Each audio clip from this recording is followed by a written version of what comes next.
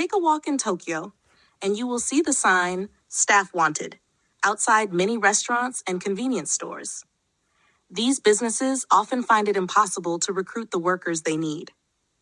According to recent statistics, for each job seeker in Japan applying to work as a waiter, there are more than 3 available positions. Home helpers and long-term caregivers are equally in demand. If you want to work as a security guard, you can choose from around 5 openings. And for some positions in the construction business, the job-to-applicant ratio is over 6. Japan's labor shortages are the result of both a shrinking population, which limits the overall pool of workers, and skill mismatches. The reduced supply of labor is one of the factors bringing down medium-term potential growth, which the International Monetary Fund estimates at just 0.6%. Labor market shortages are also bad for short-term growth because they reduce the effectiveness of the monetary and fiscal stimulus that the authorities are using to try to boost demand. Japan's shortages are large from an international perspective. The ratio of job vacancies as a percentage of the labor force population, an indicator of labor shortages, stood at 3.2% in 2013 in Japan. The same figure is 1.1 in Germany and 2.5 in the United States. Against this background, our recent research paper looks at possible policy solutions. These include moving toward more capital-intensive technologies by increasing investment, attracting more workers into the labor force by increasing wages, increasing labor supply from underrepresented demographic groups, training and other active labor market policies, increasing the supply of foreign labor. In several of the above areas, progress is underway. Ongoing corporate governance reforms, for example, are expected to encourage investment, and the recent increase in female and elderly labor participation can help reduce shortages. Current efforts to encourage wage growth, for example through the Tripartite Commission, can also help attract more workers in the labor force. In addition, Japan could consider further deregulation and devoting more fiscal resources to active labor market policies. Increasing the supply of foreign labor, however, has received less attention in the policy debate, even though there seems to be scope for it.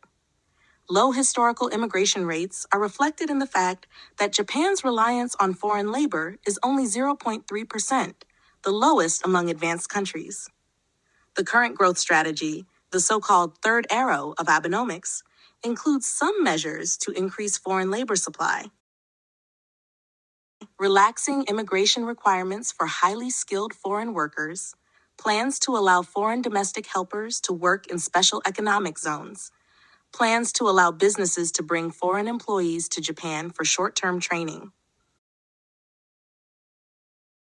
While these measures go in the right directions, they will have only a limited impact in reducing labor shortages, particularly in the most severely hit sectors such as construction, security guards, services, and nursing.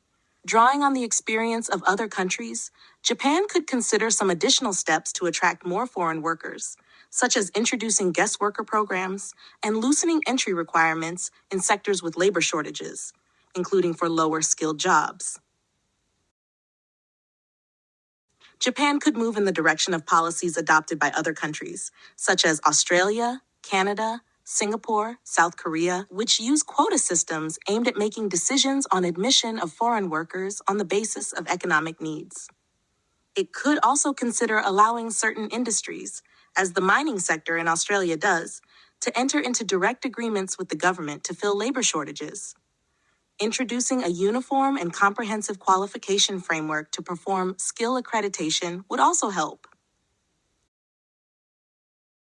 One possible political obstacle to expanding the foreign labor supply is the fear that the social costs of immigration will outweigh the benefits.